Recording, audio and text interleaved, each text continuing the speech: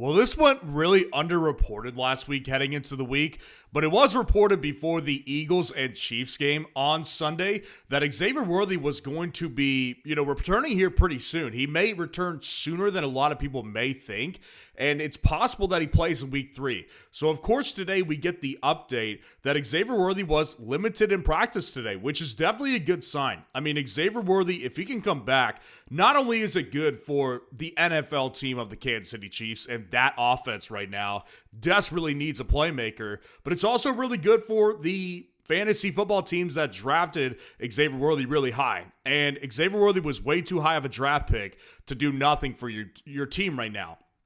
So it's definitely good to see that Xavier Worthy back at practice today in a limited fashion, although I do still think it's very, very noteworthy that he was back today, and based on last week's reports, it does look plausible that he could end up playing in this game.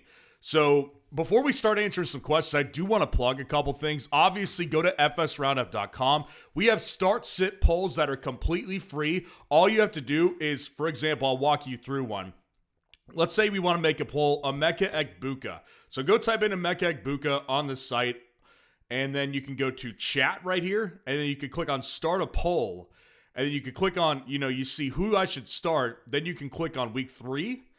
And then you can choose the amount of options. And then you click on another player. So, like, if we're deciding between Emeka Egbuka this week and somebody like Kyron Williams, for example, right? Let's go ahead and create that poll. Put that poll up right now. Then go back to the Stats Roundup page. And you can refresh the page once. And it's there. It's there live. You can vote on other people's polls live. You can also go to create our own poll. So it's really super fun. It's all free. It's awesome. It's a lot of fun to do. And the other announcement I want to make is going to be when it comes to the meme account that we are doing on Instagram. It is the greatest meme account that is active on Instagram in the fantasy space right now. And there's a link to that in the description as well. You can go follow the Instagram if you appreciate good fantasy football humor.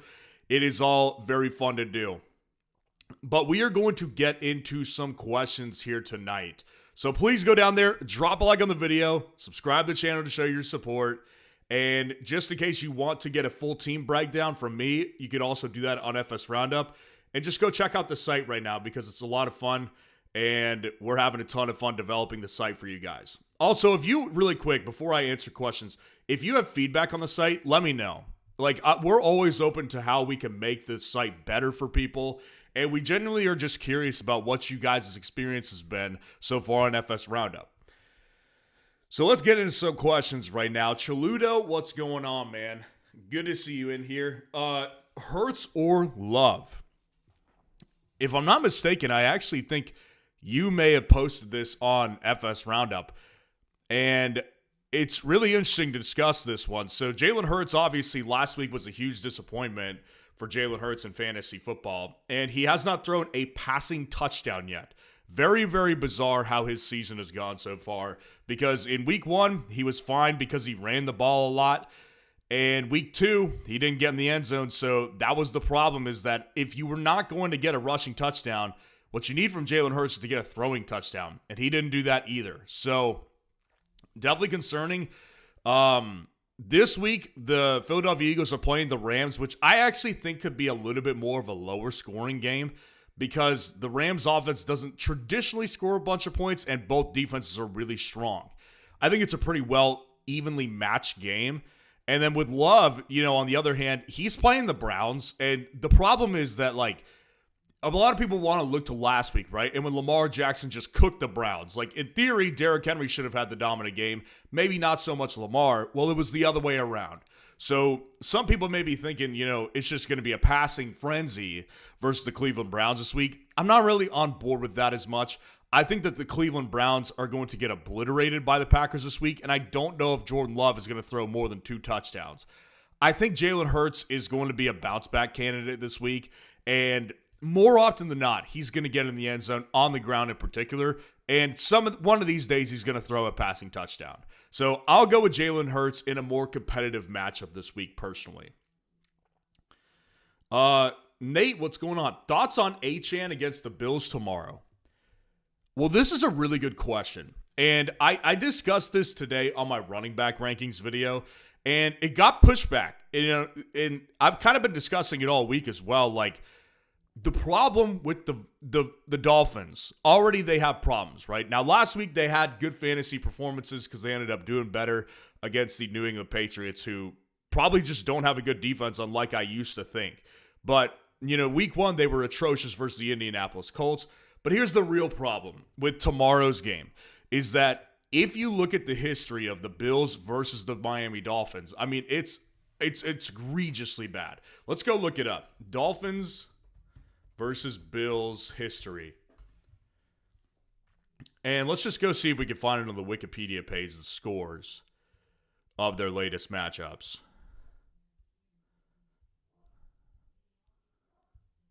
Well, first matchup of 2024, Buffalo 31-10. Bills won 30-27 on the second meeting, so that one was closer. 48-20, Buffalo beats them 2023. 21-14 was the other one. My point being is that I don't think that tomorrow is going to be a very good game. Now, obviously, that may not have supported what I was saying, and that's totally fine. But my point being is that just combine the vibes with the short week and them going to Buffalo tomorrow night. It doesn't feel like one of those games that's going to be very good. Now, truth be told, Javonte Achane is one of those players that can overcome a matchup and produce good in fantasy. Because, just look at the targets here. He had 10 targets against the Patriots, 8 catches, 92 yards, and 1 touchdown. That is not impossible to replicate, even against the Bills. That's just not hard to do. So, for Achane, it's not hard to do.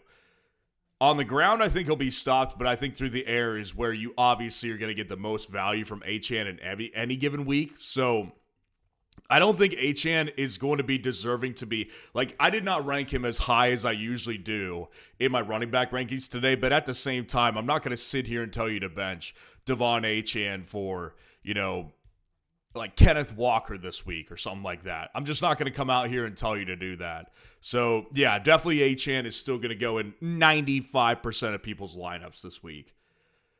JE, what's going on? Jeremy Torres, what's going on? I traded Javonte Williams for George Pickens. Is that good or bad?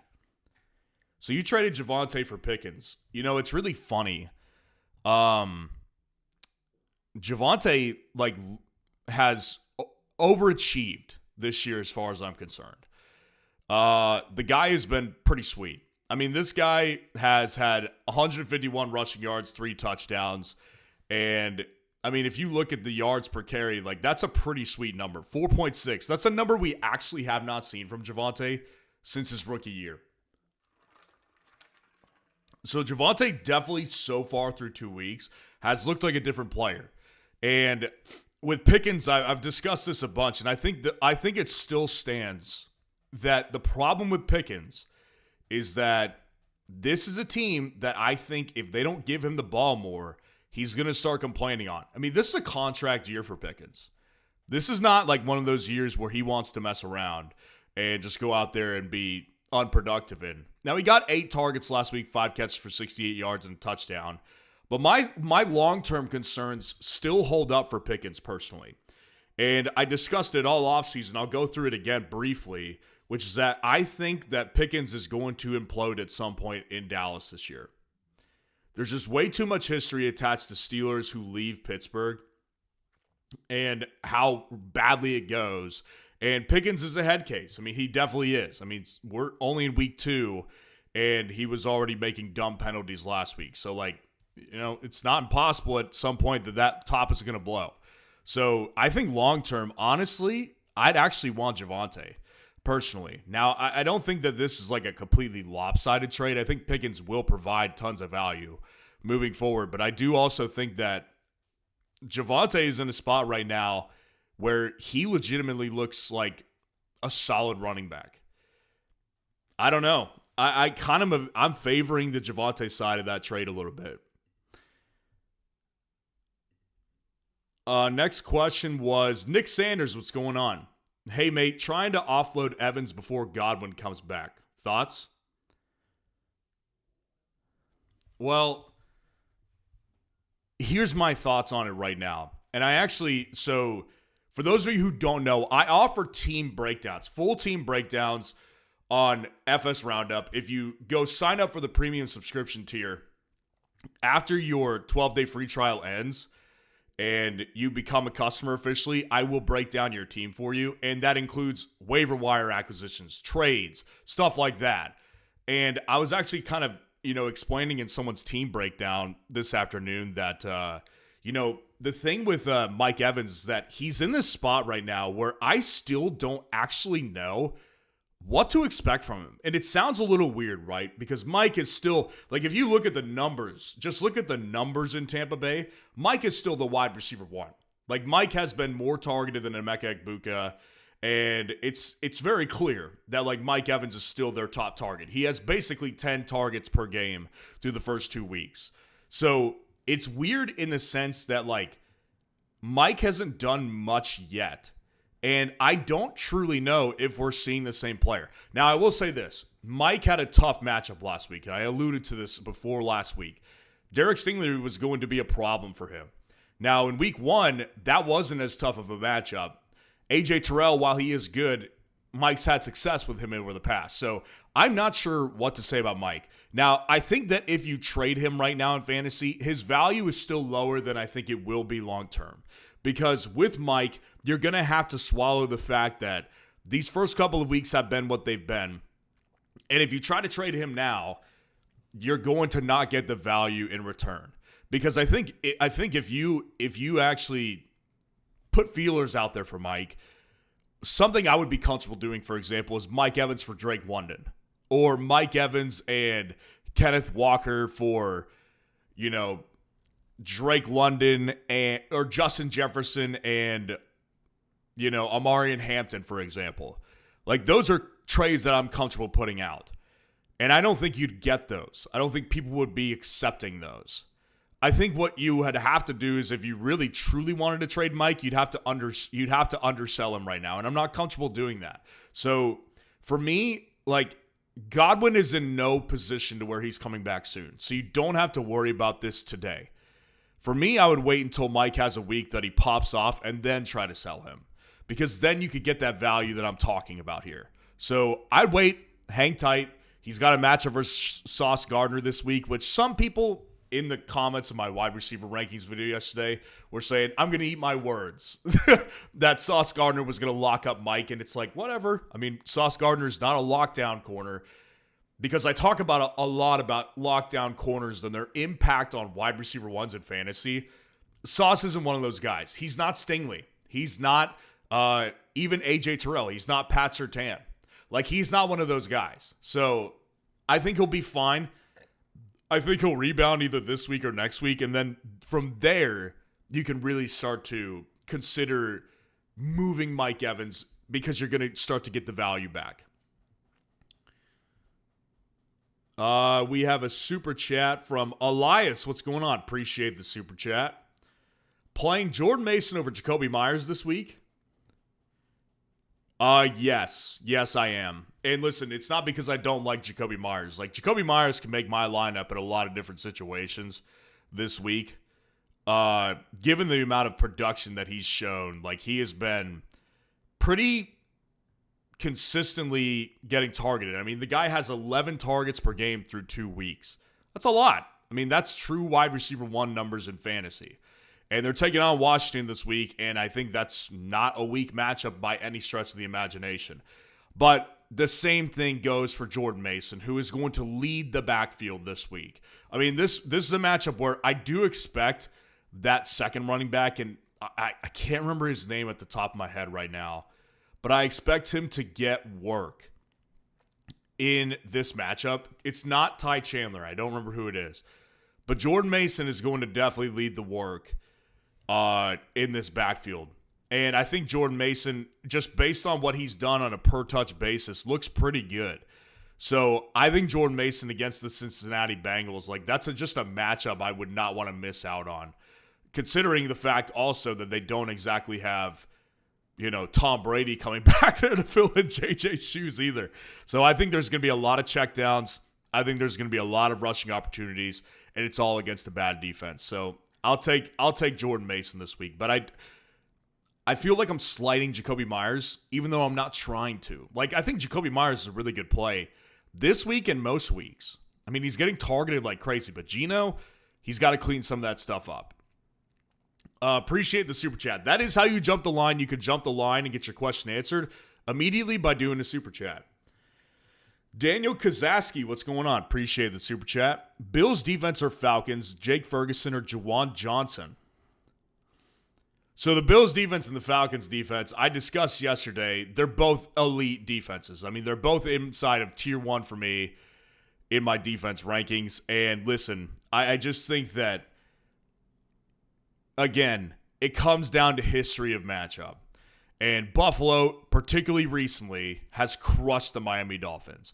And it's on a short week as well. And Miami, the vibes are already not good. Like, even though they looked much better offensively, particularly last week, they lost, a crushing loss. Like, they were right there, and they couldn't pull through at the end. That's an emotional loss that they're coming off of again. So it's tough, man. I just don't look at this situation with Miami and say that on a short week on the road, they're going to come back and look good offensively. I think they're going to look atrocious tomorrow night. So I think they're going to turn the ball over. I don't think they're going to be able to protect Tua, and I don't think that they're going to score that many points. Whereas with the Falcons, obviously Carolina looks bad, and there's no, covering that up. Like, that's out there. You can't put that toothpaste back in the tube. But the Falcons defense, I still don't know if I trust them entirely yet. They had a big sack week this past week against the Vikings, and a lot of it I just think because JJ was bad. And look, I'm not saying, again, that Bryce Young is much better, if at all, but I am saying that in a divisional matchup like this, I'm not as willing to trust Atlanta as I am with Buffalo. Now, to be very clear, I'm splitting hairs here. I mean, they're both inside tier 1. They're both elite options, but I do think Buffalo, for me, is the clear option. Now, with your tight ends here, Jake Ferguson has been very involved. Like, there's no question about that. Now, one thing you have to kind of take into account from last week with Dallas is that they had, they put up 40 points. So it's like, you can't replicate that on a weekly basis. Like, everyone ate in Dallas last week. George Pickens ate. CeeDee Lamb ate. Javonte ate. Miles Sanders got in the end zone. Jake Ferguson had a good day. It's like, not every week everyone's going to look like that. So what I'm looking for is consistency. And if you just look at the usage of Jake Ferguson, he has been consistently used. Like, on snap counts, he was in on 65 snaps last week out of 89, which is solid. And the amounts of routes he ran was third on the team. Now, if we look over to Juwan Johnson over in New Orleans this week, they're playing the Seattle Seahawks. So it's not exactly the perfect matchup, whereas Dallas has Chicago, who I think is a really good matchup. If you look at that, the routes run, I mean, Juwan Johnson's right up there with Olave. I mean, he's so important to this offense. And we've got 2 weeks of production now with Juwan Johnson. 20 targets. 10 targets a game, man. I mean, this guy is getting targeted like crazy. And I just think it's a little bit more sustainable than a Cowboys team that dominated offensively last week and everyone ate versus a team that's struggling to produce points. And their main guy has been Juwan Johnson. It just feels more sustainable to me. I'd go with Juwan Johnson, and I would go with the Bills' defense. Appreciate the super chat. Next up, we had Ismail. What's going on? Appreciate the super chat. Okay, at wide receiver, bad. At running back, Mason, Monty, Hendo, Sharp, Benson. Tight end is Ferguson, Juwan Johnson. Purdy is on out spot. Now he's questionable, playing Bo, and now I must drop a player. Okay, I'm trying to figure out what you're asking. I'm not gonna lie. So at running back, Mason, Monty, and Hendo, and Sharp and Benson. I'll just go out there on a limb and assume you're asking me who to start between those guys. So I'll put them in order of how I rank them this week. Number one at the top is going to be Jordan Mason. Jordan Mason, I think, is the better play this week than all of those guys. Number two is going to be Travion Henderson. The matchup, I think, is fantastic versus the Steelers. And even though he's not getting tons of volume right now, it feels like one of those games he could pop off because the Steelers' defense sucks. Number three is going to be Benson. Travion Benson. Trey Benson has been... Trey Benson is right on James Conner's heels. I'm not sure people are understanding that yet. It's a fact. Like, he is right there. Look at the first 2 weeks. Trey Benson gets 8 opportunities, almost has the same amount of snaps as James Conner. And in week 1, James Conner has 16 opportunities, but Trey Benson has 9. Like, he's right there, and he's been better than James Conner. He's right there. So I'd go Benson at 3. Then I would go with Charbonnet at 4. Listen, I get it. Last week was bad, but the usage is still very much there for Zach Charbonnet. And again, for those of you wondering, all of these stats right now, you can find them for free on fsroundup.com. Site runs really smooth. If you look at the usage with Zach Charbonnet, like, he was still in on the majority of snaps last week. He just didn't do very much for the team. So I don't think he's out of contention either. And then I would play Dave Montgomery last because I think the Ravens are going to give them a tough time, particularly on the ground. So that's my ranking of those running backs right there. Tight end Ferguson or Juwan Johnson. Again, I would go with Juwan Johnson. Perfect way to segue into that one because I just answered it. Playing Bo, and now I must drop a player. Oh, I see. So out of all these guys, you got to drop somebody. Well, I'm not dropping any of your running backs. See, here's just this is a fundamental belief of mine in fantasy football. And even if you're in a deeper league, the only way it's acceptable for me personally to have more than one quarterback or tight end on my roster is if it's a dynasty league.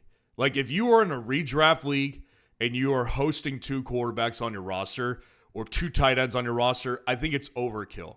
Because reality is that unless you have Brock Bowers and, George Kittle when he's healthy, or Trey McBride, or Tyler Warren, if you have 2 of those guys, then yes, both of them are flexible.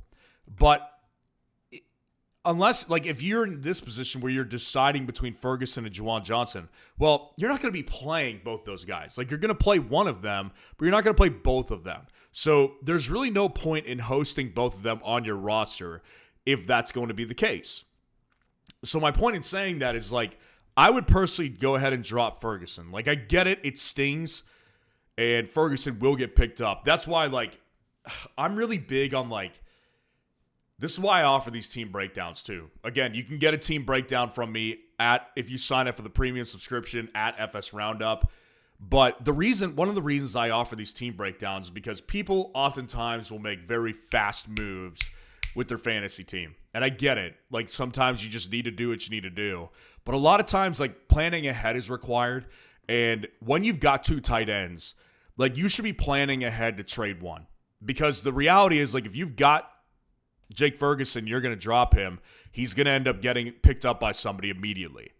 And that means that he has trade value. So, I would send out a feeler if you can before you drop Jake Ferguson. Just try to get Jake Ferguson for, a wide receiver like Keyshawn Boutte or Quentin Johnston, right? That's something I would try to do before I dropped Jake Ferguson. But if you can't, then, go ahead and drop Jake Ferguson.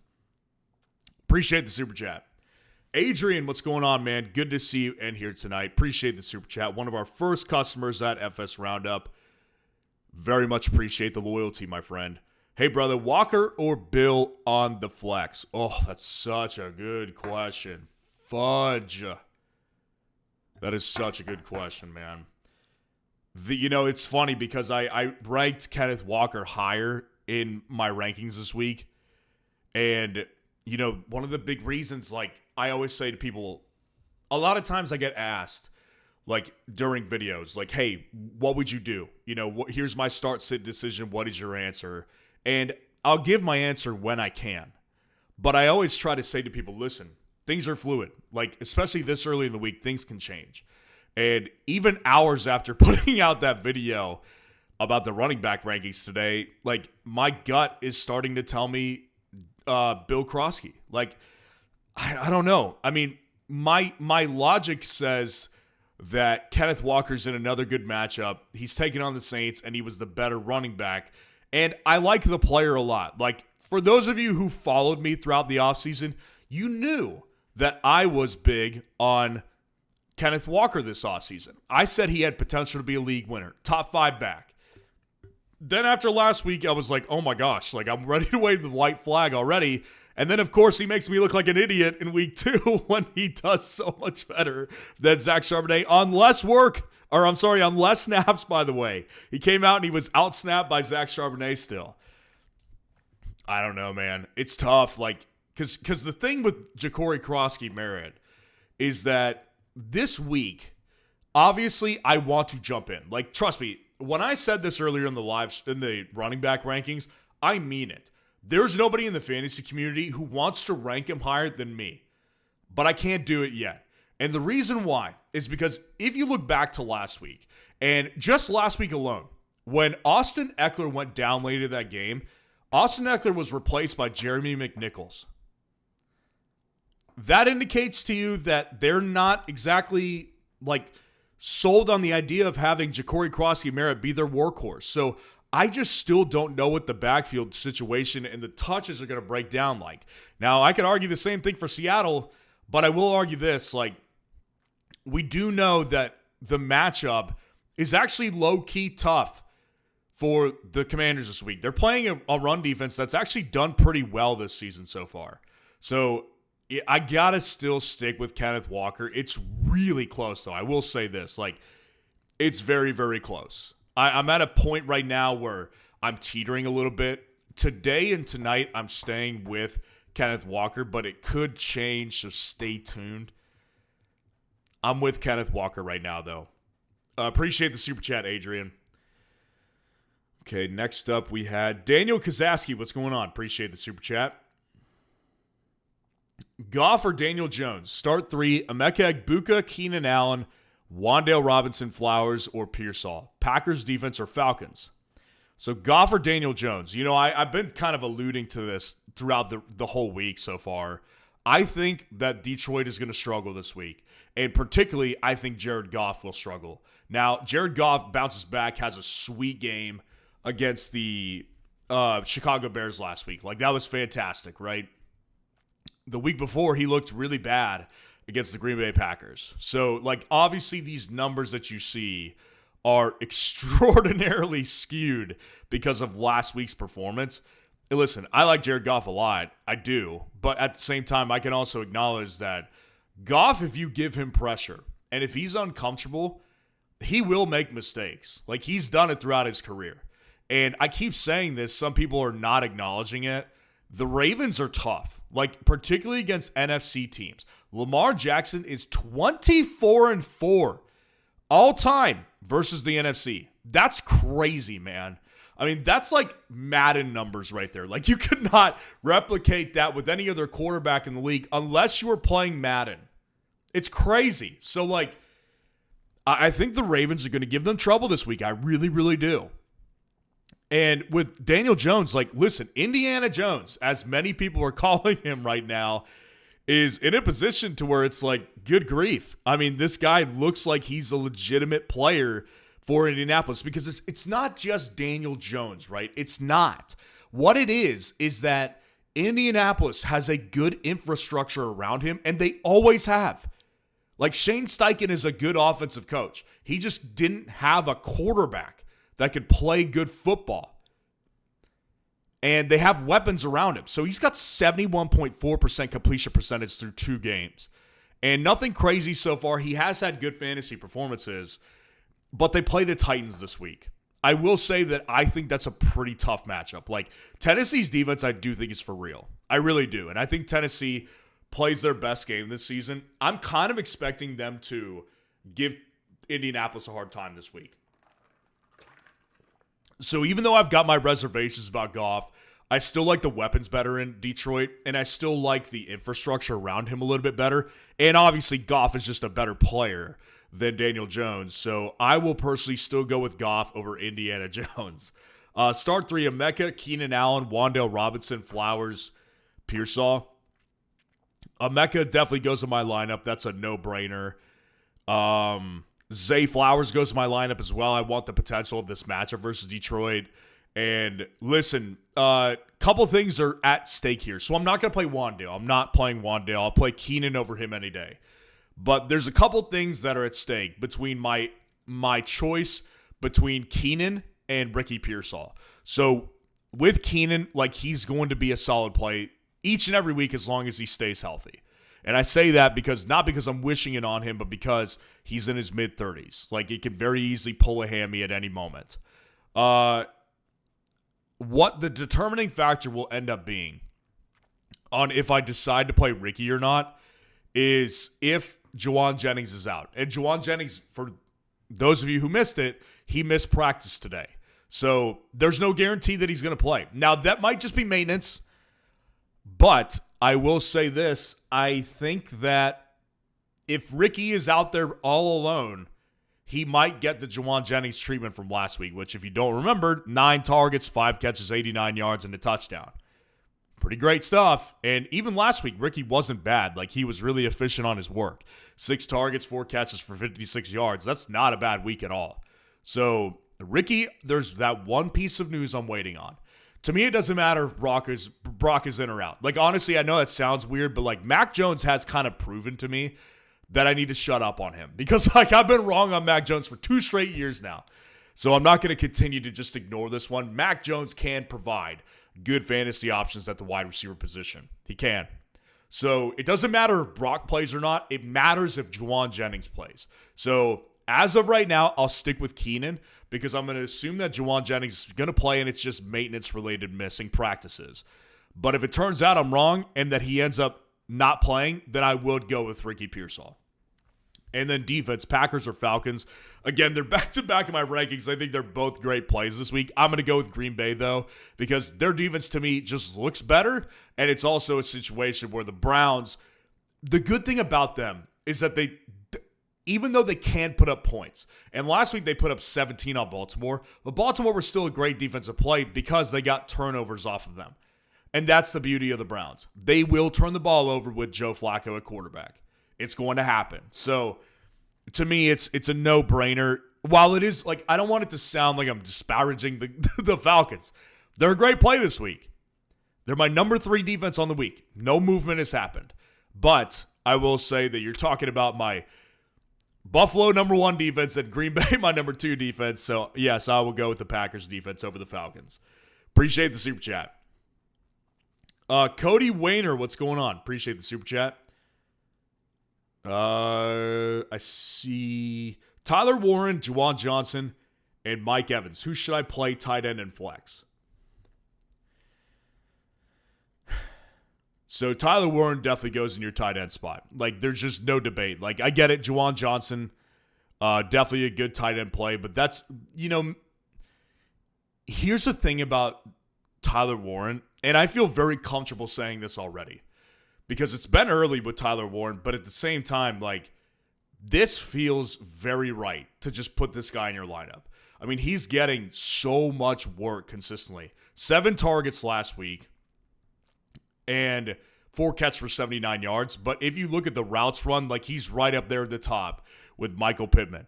Like, he's in on every play and he's getting every opportunity to run a route. Then you look at week 1. Well, same deal. Routes run, the guy was right up there with the rest of the guys. 24 routes run compared to Michael Pittman at 29 being the highest. And he got 7 catches for 76 yards and 9 targets. So, like, this guy is really involved. And he's just a better player than Juwan Johnson. The good thing with Juwan, obviously, that I highlighted earlier is that Johnson is getting tons of work. But I will say this, Juwan Johnson has also dropped passes. Like, he's leaving meat on the bone. Tyler Warren is not doing that.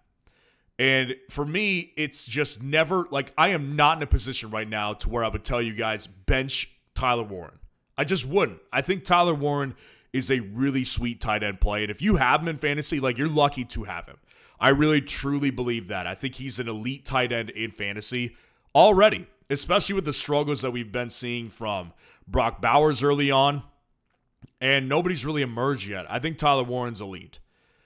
And then Mike Evans.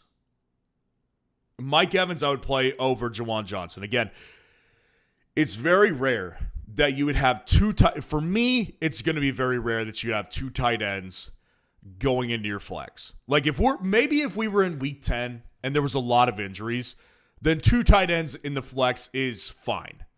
But we're in week 3 and there's not enough injuries yet. While there's plenty of injuries, there's not enough yet to where I would say, yeah, I'm starting to put in Juwan Johnson over, Wan'Dale Robinson, for example, right? Like, when you've got Mike Evans, like, you just put him in there. I mean, Mike Evans doesn't go on your bench this early in the season. I get it hasn't been great yet, but I'm playing Mike Evans in my flex. Appreciate the super chat. Really quick, guys. Again, all of these numbers that we're going through, completely free on FS Roundup. There's a link to go to FS Roundup in the chat. There's a link in the description. You can sign up for the premium subscription tier, and after your 12-day free trial is over and you're officially a customer, I will break down your team for you, including trade ideas, including waiver ideas, everything that will help your team be better moving forward in 2025. I will do that with the premium subscription. And also, if you just want to see what the community's thinking, well, go create a poll. You can completely do this for free on FS Roundup by setting up a start-sit poll on any given player you want to talk about. So, very good stuff happening. Our site is running really well. And again, give me feedback. If you're already on FS Roundup, let me know how you think things are going so far. Appreciate the super chat again. Brian03, what's going on? Appreciate the super chat. Should I try to buy JJ or Terry to flex PPR for who?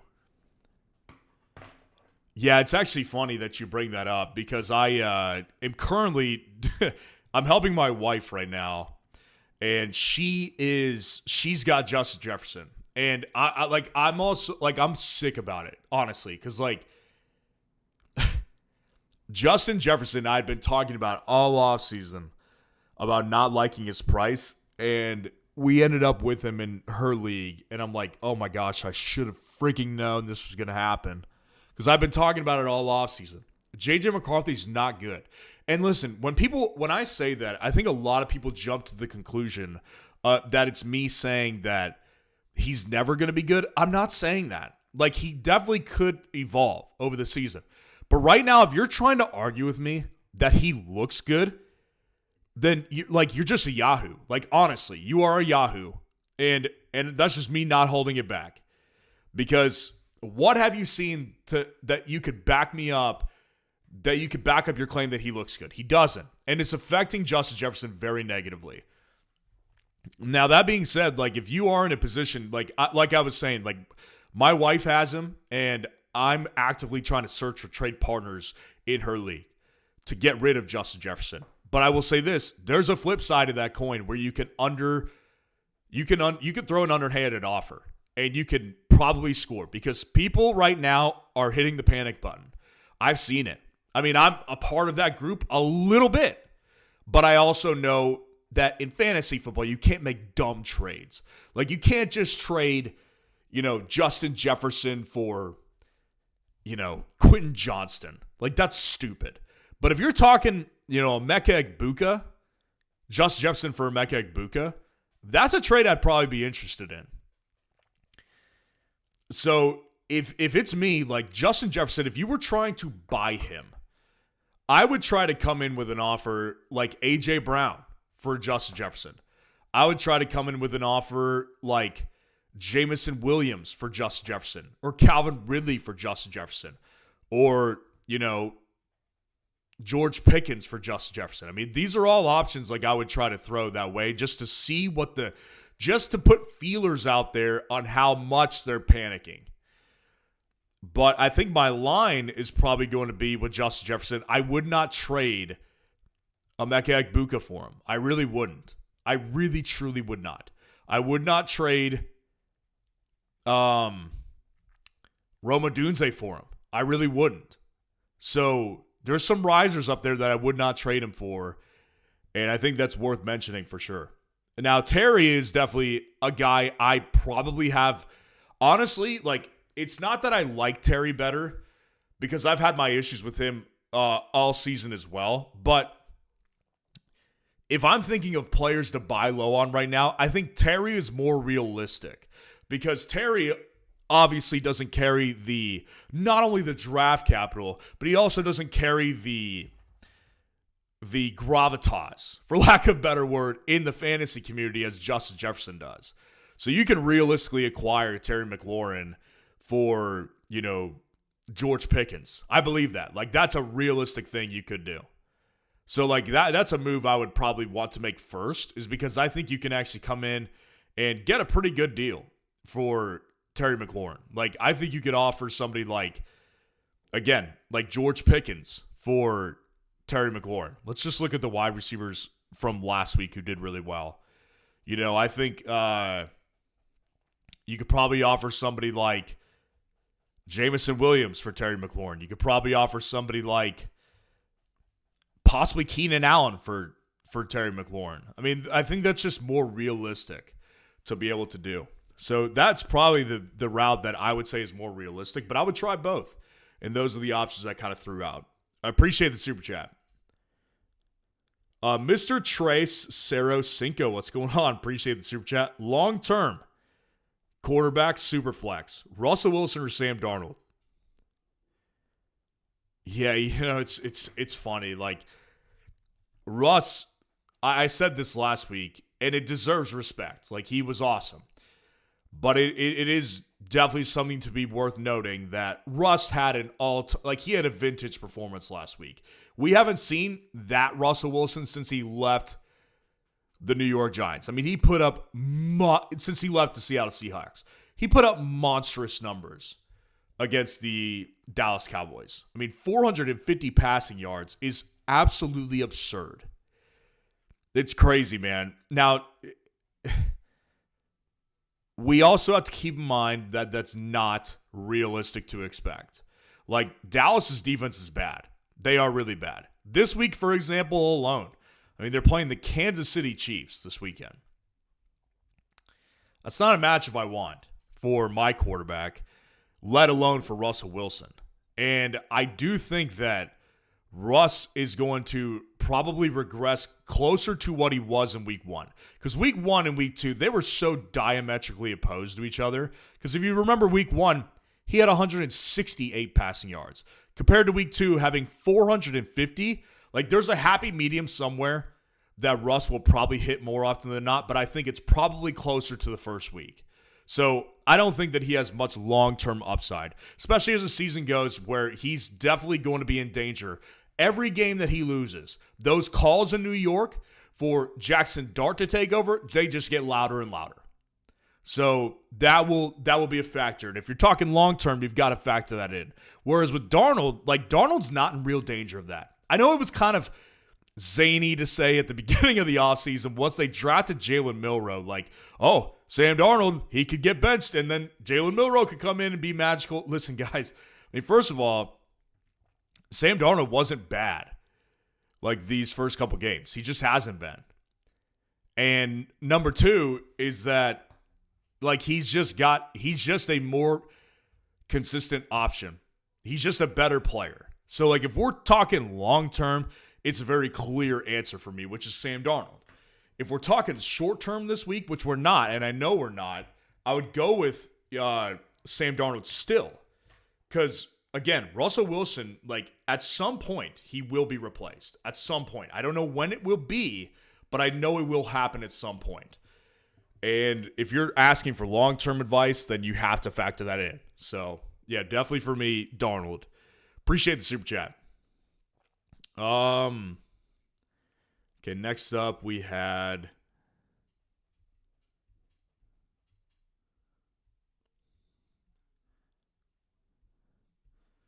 G Medina. What's going on? Appreciate the super chat. What's up, Ryan? If Daniel sits or plays, which one of these quarterbacks, Wilson, Penix, Geno Smith, Rodgers, Mac Jones? At WT2, I'm assuming you meant wide receiver 2. Higgins, Jennings, J-Mo, Coleman, Devonta Smith. So if Daniels doesn't play, Jaden Daniels, if he does not play, then we're deciding between Russell Wilson versus Kansas City. We're deciding between Michael Penix versus Carolina, Geno Smith versus the Washington Commanders, Rodgers versus New England, or Mac Jones versus the Cardinals. I'm going to rule Mac Jones out because I do think the Cardinals and the 49ers will be lower scoring. I'm also going to rule out... I'm going to rule out Russ as well because of the Kansas City matchup. So it comes down between Penix, Geno, or Rodgers. And listen, my thought process on it, particularly when it comes to Rodgers, is that it wouldn't shock me if Rodgers comes out and has a really good day again. It really wouldn't. Like I do think that there's definitely a possibility that Rodgers could come out and look not as good as week 1, but I do think there's a possibility Rodgers comes out and does really well in week 3. I mean, the Patriots defense isn't good. However, the Steelers' history versus the Patriots, I don't like that. Like they do not win versus the Patriots typically. They usually get pretty embarrassed, actually. So I'm going to say no to Rodgers because I'd play Penix over him. Now, with Geno, I think that this feels like it could be a very classic Geno Smith bounce back week because remember, like a lot of years when Geno was with the Seattle Seahawks, Geno Smith would be an embarrassment one week. Like typically when it was against the 49ers, Geno Smith would be horrific that week. Against a divisional opponent, he would chuck up multiple interceptions and he would look a little dysfunctional. And then I would come on here and I was always very critical of Geno. But then he would come out a week later and make me look like a fool and make me eat my words because he'll put up, whatever he puts up, like a freaking 3-touchdown week with 350 yards. I mean, he could still do that. I mean, he did it in week 1. He looked really good. So Geno this week versus Washington, that's a defense that could easily be taken advantage of. Like, that is not lost on me whatsoever. I really do think that Geno could have a really good bounce back week. Now, having said that, when it comes to Penix, the good thing about this one is that Penix, I really do think is a good player. Like, I really do think he's a really good quarterback in the league. And while he didn't have the numbers to speak for last week, keep in mind they did play the Vikings defense. They're playing the Panthers this week. And Bijan's going to have a big day. I think Penix does too. So, I think I'd go with Penix here over Geno. Just the mistakes are not there with Penix as much as they are with Geno. And I think Penix just has just as high of a ceiling this week as Geno. So take the mistakes out of there, and I'll take Michael Penix. And then your wide receiver 2, Juwan Jennings, J-Mo, Keon, or Devonta Smith. Listen, Devonta Smith, I just can't do it right now. Like, I got so much flack in the offseason for not ranking Devonta Smith inside my top 30. I stuck by it, and then all of a sudden I was like, you know what? Maybe they maybe he does really well because, Jalen might throw the ball this year. Well, that's not really happening. So, we can't really see that, right? Like, we can't really say that. So, yeah, I think that with Devonta Smith, he's on my bench till further notice. I really do think that. And that might be stupid, but for me, it's I'm just not going to have him ruin any more of my lineups by putting him out there and doing nothing. With T, T is going to be fine-ish. And I say ish because, he's not going to return the value for where you drafted him at. That ship has sailed. Unless Jamar gets injured, there's no way he's returning that value. It's just not going to happen. So, yes, I do think that ship has sailed for him returning value for where he was drafted at. Juwan Jennings, to me, if he plays, is the clear answer here. So, I'm willing to bench Keon since Keon plays tomorrow night, and the rest of the guys don't play until later in the weekend.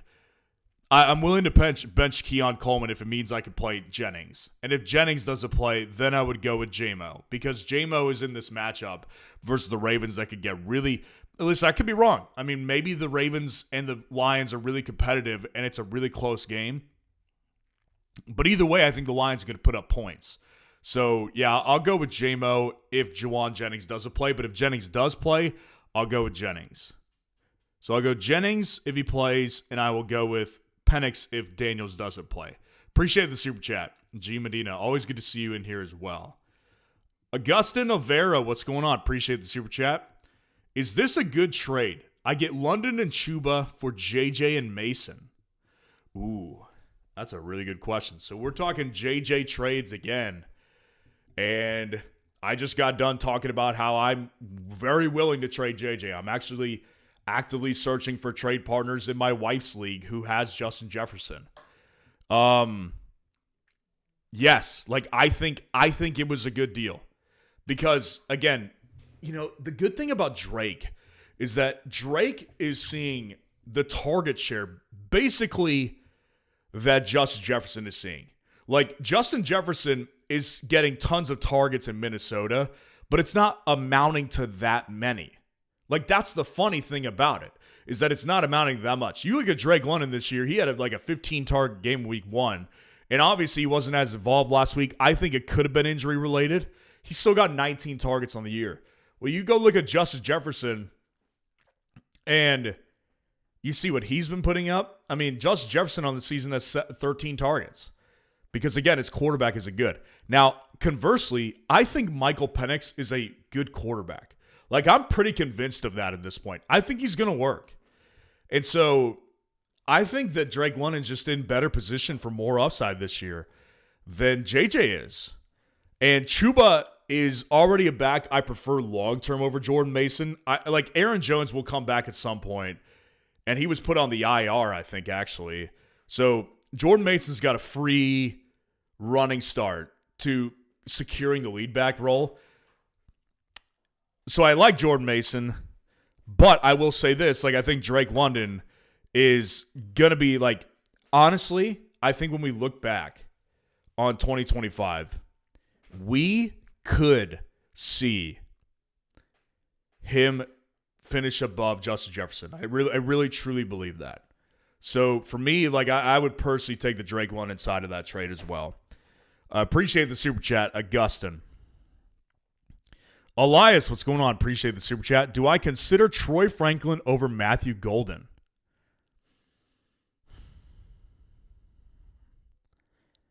Yeah, I mean, I'm considering it right now. I mean, because here's your problem, right? Like, Matthew Golden, that is one of those situations where, again, I've been talking about it in my team breakdowns that I've been doing for premium members at FS Roundup. And my whole thing with it is, look, you know, Matthew Golden last week had the opportunity. Because Jaden Reed left that game early. Like, very, very early. And Jaden Reed is now out for the foreseeable future. But if you look at the production last week, like, if you just look at, again, just go to snap counts on FS Roundup, go to routes run, he was still third on the team in routes run. And as much diversity as there is in Green Bay's pass catching room, you can't afford to be the third wide receiver as far as routes run on an offense that already spreads the ball around. Like, you've got to be a clear first. And Tucker Carlson was clear, or Tucker Carlson. Tucker Kraft was clearly in first place as far as routes run for Green Bay. But even going back to week 1, right? Look at the routes run. Tucker Kraft was still in first place. So it's just one of those situations where it's like, Matthew Golden, even last week when he had the opportunity, he just wasn't there enough on the field. So, like, I'm just not there with, like, saying that he's going to break out this week. He could, but Troy Franklin, we do know this. Like, he's their wide receiver too. Like, it's confirmed at this point. Very confirmed. If you go to Denver and look at their snap count breakdowns and their routes run, Troy Franklin ran the most amount of routes last week. And in week 1, he ran the second most. So, like, he's their wide receiver too in this offense.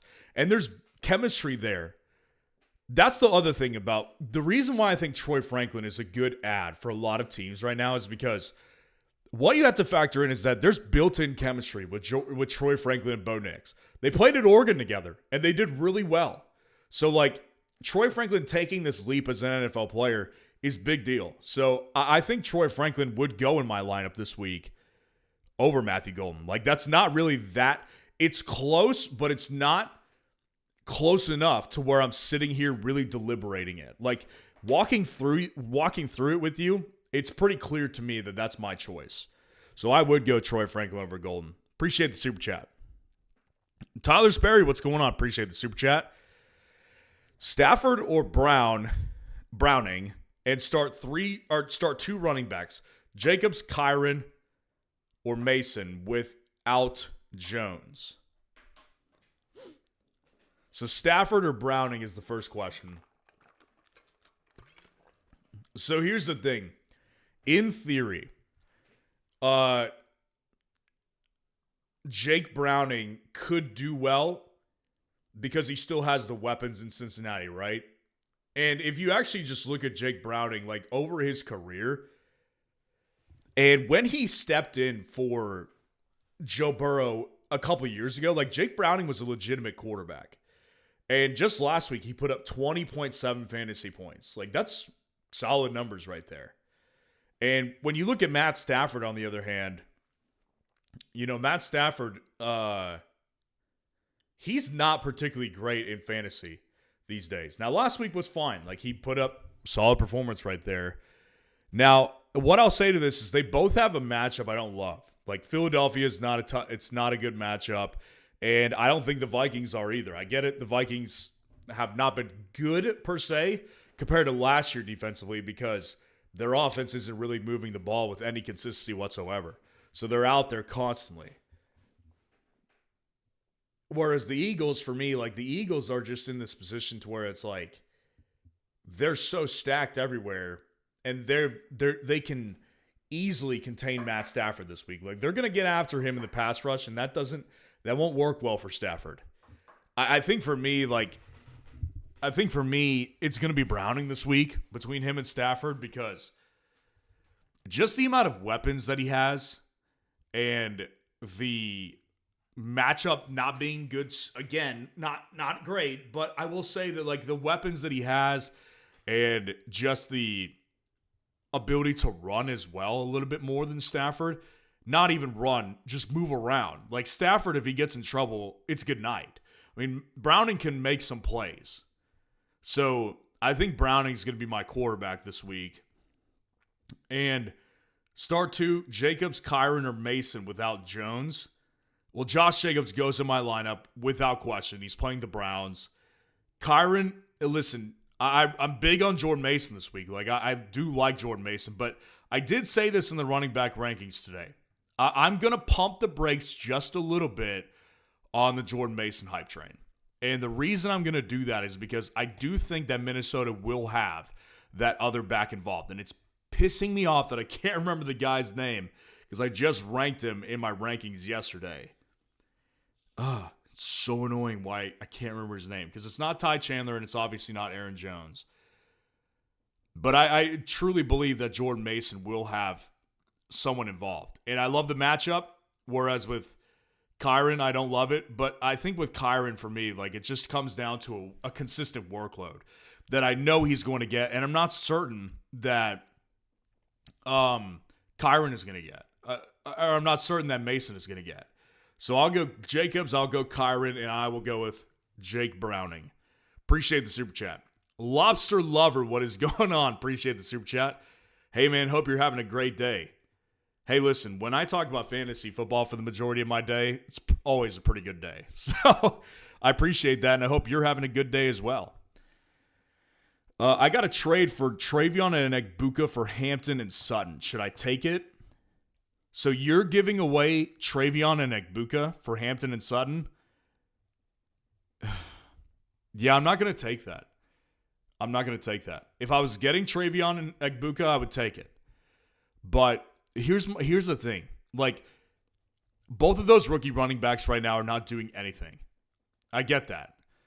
So it comes down to which wide receiver do you want more long term? And I mean, it does come down to as well, like which running back has the most amount of upside moving forward. And obviously, I would say Hampton has the more upside moving forward than Travion because Hampton was a first round draft pick. And they're going to continue to get him more. Like, I think he'll get better. Now, when it comes to Travion, like, there's no guarantee that, especially with the way Ramondre is playing right now, that we're going to see much more from Travion as the season goes. Like, honestly, I really truly mean that. So they're both, running backs that have their own question marks. And I hope over time we get more clarity. But right now, like, neither of them are fantasy relevant. They're relevant because of their names, but they're not doing good in fantasy. It comes down to the wide receivers. And for me, like, people are overthinking Emeka Egbuka in trades. Like, there's a group of people in the fantasy community, and fantasy creators have been saying this. Like, trade Emeka Egbuka, sell him high. I think that's a really dumb idea. Because don't overthink it, right? Like, think about what you're watching in Tampa right now. What you're watching in Tampa Bay is a wide receiver truly make his mark on this team. Like, he is making his mark, and I get it. The opportunity is wide open. But here's the reality. Yes, Chris Godwin got $66 million from the Tampa Bay Bucks. So when he comes back, he will be involved. But Emeka Egbuka was a first-round pick. So it's not like he's all of a sudden going to get kicked to the curb.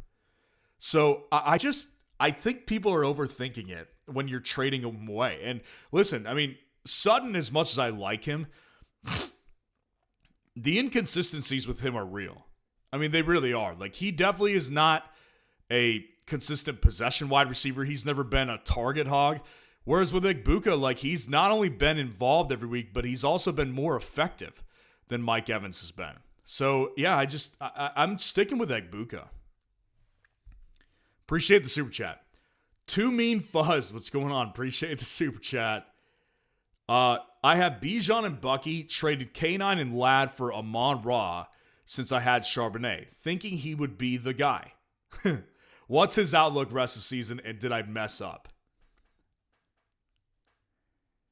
Well, listen, I still agree with the fact that, like, you made that trade. I think that if you're getting Amon-Ra St. Brown, you're going to win it. Because, again, if I want to go through this, like, because I want to beat this into people's memories. Because it needs to be beaten into people's memories. Even though Kenneth Walker was the better running back in fantasy last week, and I took the L on this one on what I got right and what I got wrong on Monday night, just look at the amount of touches, the amount of snaps that Charbonnet was in on compared to Kenneth Walker. I mean, Charbonnet still outsnapped Kenneth Walker in this game. He just didn't do well on his work, but he still got more touches than Kenneth Walker. He was just ineffective. Now, the problem is that I saw today that he missed practice because he's got a foot issue. Now, that could become a problem because if he was bad last week because of a foot issue, that could become a problem. And if he misses time, that's a real big issue. And Kenneth could be going nuclear, especially in good matchups. So it's too early to tell. I still think that, like, listen, if I get the opportunity to take him on Raw, I'm going to take him most of the time. Like, this is not an out-of-bounds trade. I would personally make this trade right now, even with the knowledge of Charbonnet's injury. I would. Like, Ladd McConkey is dealing with his own injury. I don't think it's that big of a deal. But, Ladd McConkey is not exactly, without dangers as well in Los Angeles. I mean, I've been saying this since the season started. We saw that first game versus the Chiefs. This offense is different this year. I mean, Ladd used to get everything. He used to get the possession receiver work. He used to get the third down work, the clutch third and fourth down work. He used to get the downfield work. Well, their roles are different. Quentin Johnston is breaking out, and he's becoming a very consistent downfield option for this team. Keenan Allen with that chemistry that he's got built in with Justin Herbert, is becoming the reliable third and fourth down option. So Ladd is in this position where I still think he's the best option at the end of the year when we all look back. And we look back at who finished where. I think Ladd will be the number one in Los Angeles. But I will say that it's not as clean cut. And Amon-Ra just doesn't have to fight Jameson Williams for consistent targets. Like, as good as Jameson Williams is, particularly on a per-touch basis, like, he's not seeing the volume that Amon-Ra is seeing. I mean, Amon-Ra is a true volume wide receiver one. 11 targets compared to J-Mo's 4 last week. Like, J-Mo is not that player. So, yeah, I would still take the Amon-Ra trade. But I will say, like, very curious and very cautious about Charbonnet's injury moving forward. Appreciate the super chat. Troy Babs, what's going on? Appreciate the super chat. Good to see you in here tonight as well. Have to pick one for flex out of Chuba Hubbard, Jalen Warren, ETN, Javonte Williams, full PPR. Yeah, it's a really interesting question. So Warren, I'm going to throw him out. He's just not like I just don't think the upside is there like it is with the rest of these guys. So I'm going to throw Warren out of the equation. It's interesting because on today's running back rankings video, I discussed my issues with Travis Etienne this week in particular because, listen, Houston's 0-2. I get that, but their defense is still really tough. Like, that's still a really tough defense. And listen, this is some of the stuff that goes into, I think a lot of people who have watched me over the years know that I'm not always going to give you just straight numbers. Like, a lot of the stuff I will talk about when it comes to fantasy analysis is going to be team-related, not analytic stuff. Like stuff that's unquantifiable and only stuff you see on film because I watch more film than most fantasy creators do. And I can tell you this, like, while Jacksonville has put up points this year, I'm not convinced that they're a super tough team. Like, they look weak to me. Not only, like, Brian Thomas Jr. is easy to pick on last week. If you actually watched him play last week, he looked weak. Like, it was shocking, actually, because Brian Thomas Jr. was so great last year. He was weak last week. Travis Hunter, when he goes over the middle of the field, he's squeamish. I'm not convinced this is a super tough team. And so for that reason, like, I'm kind of curious to see what this team looks like if they get a legitimate tough team that they have to play this week. Because, like, they haven't had a real test yet. I mean, they played the Bengals soft defense last week, and in week 1, I mean, they played the Panthers. Like, they have not had a real test on defense so far. This is a real test. So I'm lower on ETN this week, as I'm lower on all Jags players. So for me, like, Chuba Hubbard is the guy that I'm going to go with. And I know I just kind of glossed over Javonte a little bit, which is ironic because, like, Javonte's been great. Like, and I've complimented him several times on this live stream alone. Like, he's been really good. But, you know, the thing with Javonte is that while I acknowledge that he's really good, I just don't see him having the level of upside that Chuba has because, and maybe it's bias, right? I could be biased. Like, I will give you this. When I discuss this right here, I don't think I'm going to make a compelling enough argument. Just out of full transparency, I don't think I'm going to make a compelling enough argument for you to come away and say, like, definitely Chuba Hubbard. But I'm going to do my best shot. Chuba Hubbard, I'm more biased, I guess, a little bit towards because I just know that the guy has a nose for the end zone. Like, last year, he had an enormous amount of touchdowns. And while he hasn't been productive on the ground this year, like, he's found the end zone in both of his weeks. And what's really encouraging is that both those touchdowns have come through the air. So this guy has been more involved in the passing game this year, which I thought was going to be a problem.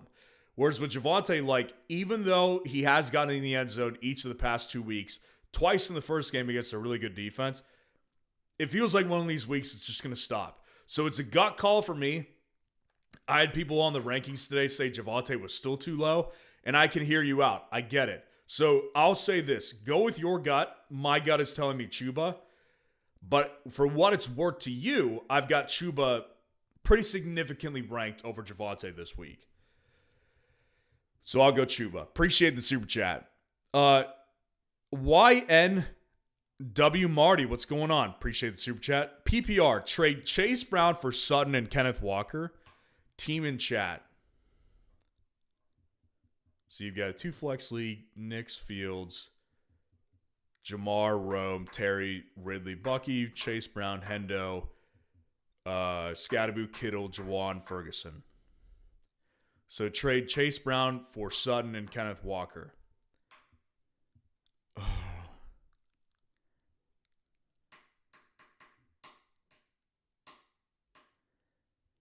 You know, it's funny because I'm reading this and I'm contemplating it. And again, if you're not familiar, I do team breakdowns if you sign up for the premium subscription over on FS Roundup.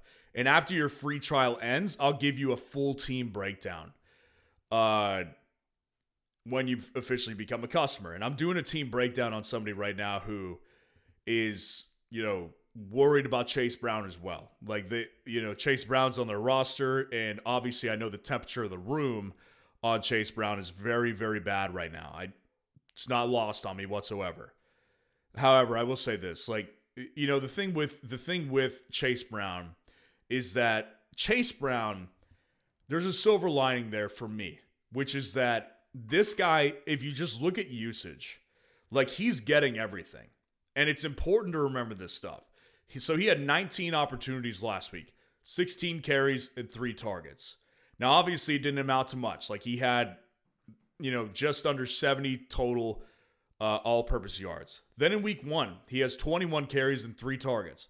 So both weeks, he's putting up big-time RB1 numbers as far as opportunities go. Now, neither of those weeks have come out to a significant fantasy output. And common knowledge would say that his upside has gone downhill since Joe Burrow is not going to be there. And I would agree with that. It's obvious. Everybody on Cincinnati, they're going to see a decrease in volume now that Joe Burrow's out. But I will say this, Chase Brown, as long as he can continue to handle this workload, which I don't see an indication why it would change. And also, as long as he can continue to get checkdowns from his quarterback, which, again, I don't see why that changes, I think Chase Brown's going to be fine. I truly do. I'm not saying that he's going to give you the same level of upside he could have given you with Burrow. That ship has sailed. Not just with him. It sailed for Jamar Chase. It sailed for T. Higgins. But like Chase Brown, those other players as well, they still have plenty of ability to provide you with great fantasy upside to a certain degree. And I think Chase Brown is in this unique position, particularly above T. Higgins, where the workload is not going to be messed with. And one of these days, as long as he maintains that workload, something's going to break his way. So I'm not going to do that because when I look at your team, outside of Bucky, I don't trust your other running backs enough. And I don't trust Kenneth Walker enough, given the breakdown of opportunities that I've been showing you all night. Chase Brown, I know for a fact, is going to continue to be his team's number 1 back. Something will break his way. And Sutton is too inconsistent for me to consider him a really good addition as well. When I've already got Jamar Chase, Rome Odunze, Terry McLaurin, and Calvin Ridley as my 4 wide receivers. Those are good options right there. So, no, I'm not going to make that trade. Appreciate the super chat. Ryan, what's going on, my fellow Ryan? Good to see you in here tonight, and I appreciate the super chat. Been toying around with starting Tyler Warren in my tight end spot and Tucker Kraft in the flex. It's interesting. We've been talking about that tonight several times. But I don't know if I could trust to start Waddle or T. Higgins. Your thoughts? Yeah, so if you missed me earlier tonight, I've been discussing several times the idea of starting 2 tight ends, one in the tight end spot and one in the flex. Now, my rule of thumb with tight ends and starting them is that unless you have 2 elite tight ends, right? Like Brock Bowers, Troy McBride. Brock Bowers, I think Tyler Warren, honestly, is in that category for me as well. I'm most of the time just not, it's just not going to happen. I'm not going to flex. I'm not going to play 2 tight ends. It's just not going to happen. Now, having said that, I do like those options a lot. Because the thing is, Tyler Warren is my guy. Tyler Warren, I'm not benching him at this point. He's way too important in this offense for me to bench. This guy is getting everything. Again, the breakdown as far as routes run, the guy is being treated as a wide receiver in a tight end's body, and he's really good. Now, on the other hand, like, again, after Jaden Reed went down last Thursday night, I mean, it wasn't any of the wide receivers that were the primary benefit. Tucker Kraft ran 30 routes compared to Romeo Doubs in second place, and in first place for wide receivers, our routes run at 26. Like, Tucker Kraft is going to be consistently involved in this passing offense moving forward. I truly believe that. So what it comes down to is it's situational, right? Because Tyler Warren, for me, is a top 5 tight end in fantasy. And Tucker Kraft, ironically, is also in my top 5. So it does constitute 2 tight ends that could go in my lineup right now. So we look at your other options with Jalen Waddle against the Buffalo Bills, who, again, I hate the matchup. Like, I just don't want to play. Outside of Achane this week, I really don't want to play Miami players. I really don't. Like, I'm not willing to do it. In most cases. Of course, like, if it was Jalen Waddle or, Wan'Dale Robinson, I'd probably play Jalen Waddle. Or if it was Jalen Waddle or, Matthew Golden, I would play Jalen Waddle. But considering that it's considering that it's Tucker Kraft versus Waddle, well, I just have more trust in Green Bay's offense to be able to do more work against the Browns this week than I do with Miami versus the Buffalo Bills. So I would play Kraft over Waddle for sure. But what about T. Higgins, right? So let's take a closer look at T last week. So T. Higgins last week comes out and he gets 9 targets, which is solid. He only connects on 3 of them. But again, this was a higher scoring matchup. And it was against a weak defense against Jacksonville. This week, they don't have that luxury. They're going up against Minnesota. And say what you will, Minnesota has a really good defense. They just have a bad offense that can't move the ball. So what happens is over time, Minnesota's defense is getting tired. And Atlanta didn't even put up that many points last week. I think if I remember correctly, they had 1 touchdown, and the others were field goals. They had tons of field goals in that game the other night. Yeah, 22-6. I think John Parker Romo, the kicker, kicked like 4 or 5 field goals that night. So like it wasn't like Minnesota was getting trampled offensively. So my point is this. Cincinnati will have a tougher week this week scoring points than they did last week against the Jags. So yes, I would play both your tight ends personally. If I was in your position, that's exactly what I would do. Appreciate the super chat, Ryan. Always good to see you in here. Rowan Cox, what's going on? Appreciate the super chat. Pick 3. Debo, Garrett Wilson, Worthy, or JMO. So Debo's going in. Debo definitely is going in my lineup. Honestly, with or without Jaden Daniels. And listen, I think that Jaden's going to play. I personally do. Like they had basically a mini bye week since they played last Thursday night. I think Jaden's going to play this week. And Debo is just too important right now. Like, the reason I said I would play him with or without Jaden Daniels is because if you just look at the usage, like, Debo Samuel is a perfect fit for Cliff Kingsbury's offense in Washington. He's getting plenty of wide receiver screens, which Cliff Kingsbury adores. So, like, Debo is super important to this offense, and he will continue to be that way. So against the Raiders, yeah, like, I'll play Debo for sure, with or without, again, Jaden Daniels. Xavier Worthy, if he plays, I'll definitely play him as well. Because, again, this offense is desperate for production. Like, they have nothing going for them. I mean, even Hollywood last week, who I thought was going to be more effective, like, he's just not that good of a player. So when I said, like, Hollywood was a good play last week, well, it must have slipped my mind that he sucks. Like, he's just not that good of a player. He's related to Antonio Brown, but he is not Antonio Brown, I'll tell you that. He's not that good. So Worthy, if he plays, like, I'm putting him in my lineup again because they just need playmakers. They need them desperately. So if he plays, he's in. But obviously, if he doesn't play, your answer is answered for you. But I think he's going to play. So it comes down to between JMO and Wilson. And listen, Justin Fields was already ruled out this week, so he's not going to play. So that means that their quarterback this week is going to be Tyrod Taylor. Listen, he's actually not a terrible distributor. For fantasy football purposes, it could work in theory. And this week they do get who are the Jets playing this week? Why am I forgetting? Who are the Jets playing? Jets playing the Bucks. So yeah, much better matchup than they had last week.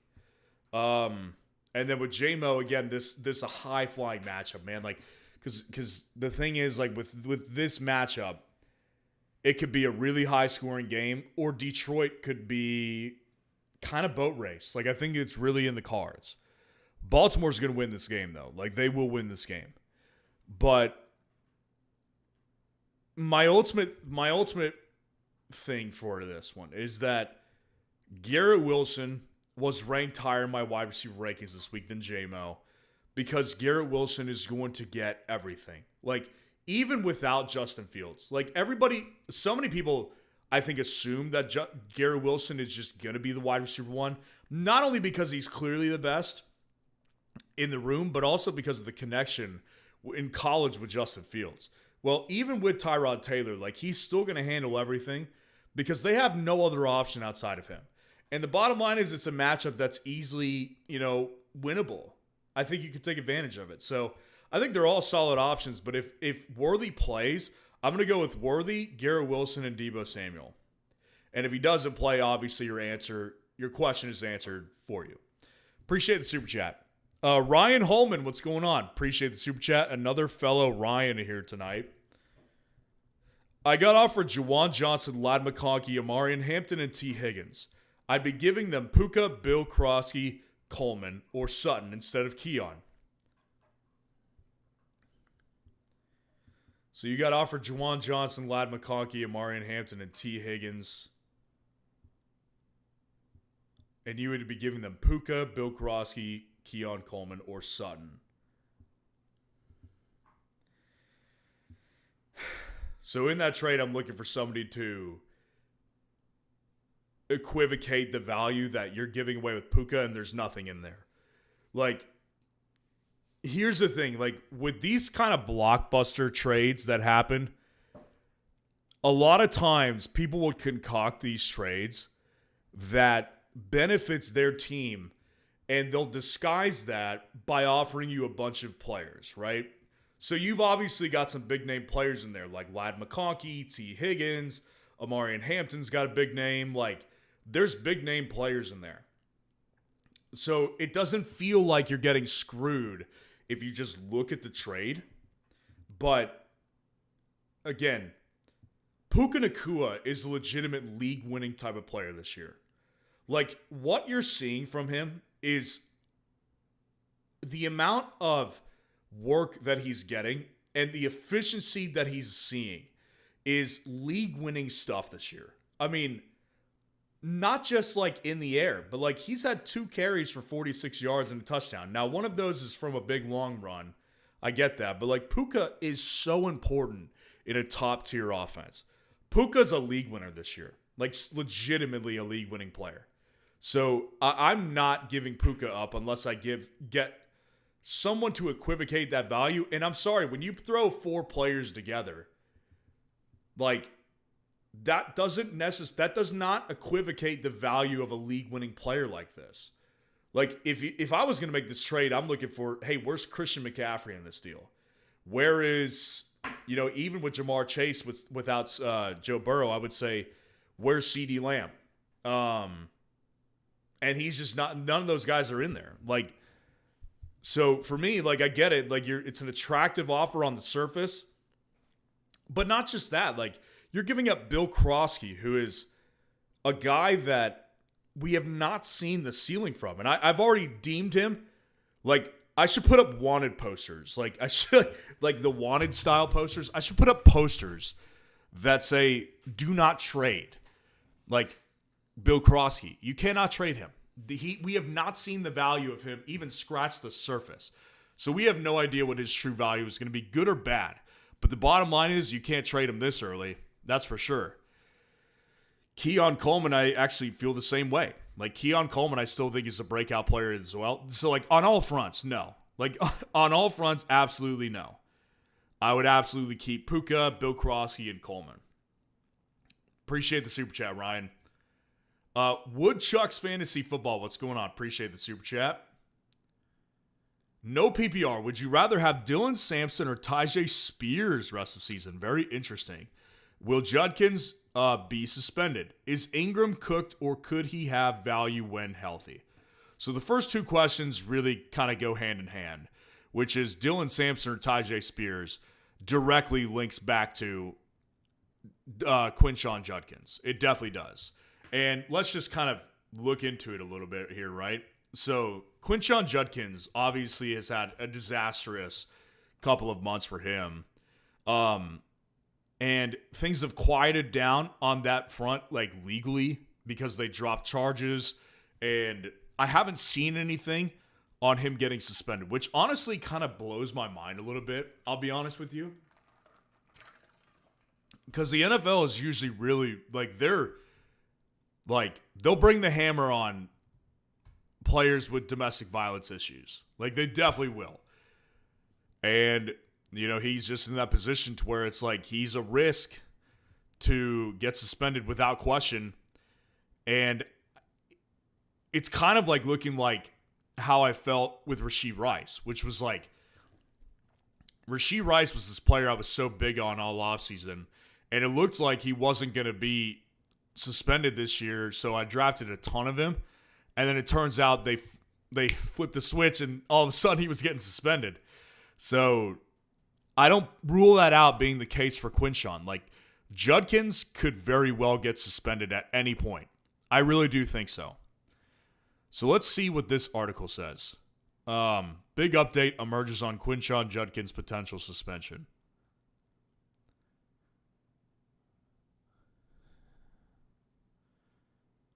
According to Adam Schefter, Judkins is scheduled to meet with the NFL this week as part of its investigation. There is growing optimism that he can... Okay, whatever. Yeah, that's from last week. That's stupid.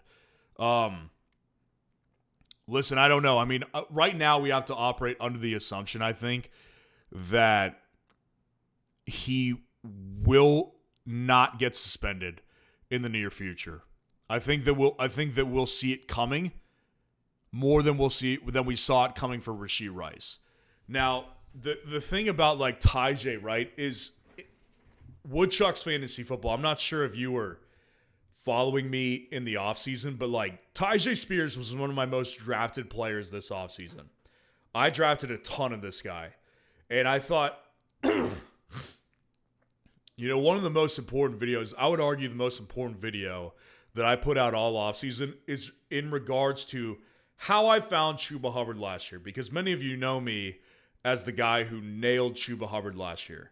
Well, it wasn't just based off chance. Like, I have a legitimate formula for that.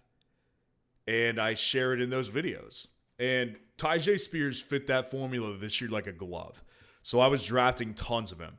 Now, obviously, this whole ankle injury, it really sets him back to the point where I'm like, I just don't know what to expect, man. Like, when you get a player that's injured and he's already not the lead back, he's got an uphill climb to gain more touches. He really does. And I think with Judkins, Judkins immediately stepped in last week and was the best player in that backfield. Like, it wasn't really close. I mean, Judkins came in, was the most efficient back in the backfield. And, I mean, I guess Ford by numbers statistically was the more efficient back. But, Judkins was very efficient as well. Actually, no, Judkins was more efficient than Jerome Ford. My point being is this, at this point, you have to assume Judkins is going to be involved in this offense. But I will say this, I think Dylan Sampson will still be involved to a certain degree as well. So I do think right now I'm going to lean towards Sampson because I have to assume, again, that Judkins won't face a suspension immediately. But I do think it could still happen. Whereas with Tyjae, there's just too much negativity. Not around him as a player, but just him and how he just can't stay healthy. So I'm going to stick with Samson personally. And then Ingram, is he cooked or could he have value when healthy? Oh, no, he's not cooked at all. I mean, listen, if you look at the usage of Evan Ingram in the first 2 weeks, like, the guy's been involved. I mean, Ingram last week obviously didn't do much because I think he is injured right now. So he had 2 targets, 1 catch for 12 yards and 25 snaps. But week 1, before he went down, Evan Ingram was in on 26 snaps, 4 targets, 3 catches for 21 yards. I mean, I don't think that he's cooked at all. I think that he definitely can provide value. I don't know if it's going to be this week. Like, I don't know when it's going to be. I mean, Ingram's going to have to sort out this injury. But I do think that when he comes back, like, this is a guy that's going to be involved in this offense. Like, I truly do believe that still to this day. So, yeah, no, I don't think that he's cooked at all. Appreciate the super chat. Sab92, what's going on? Appreciate the super chat. Trade away Chase and Metcalf for JSN and Henry. Ooh. So by Chase, I'm assuming you're saying Jamar Chase. That's what I'm assuming. Because there's no way I don't think anybody would take Chase Brown and Metcalf for JSN and Henry. But somebody very well could take Jamar and DK for JSN and Henry. Yeah, listen. I think that it's very interesting to watch this week what the reaction has been for Jamar Chase in particular, right? Because it's kind of polarizing. Like, obviously, conventional wisdom and just knowing Joe Burrow and how elite he is would say that Jamar Chase is going to lose upside in fantasy this year without Joe Burrow. And, like, I would agree with that statement for sure. Now, the other hand of people, why it's polarizing is because, like, if you just look at his numbers last week, it's like, well, the majority of it came from Jake Browning. So, like, why are you trying to convince me he's not still an elite asset in fantasy? I also agree with that side to a certain extent. Here's where we meet in the middle, right?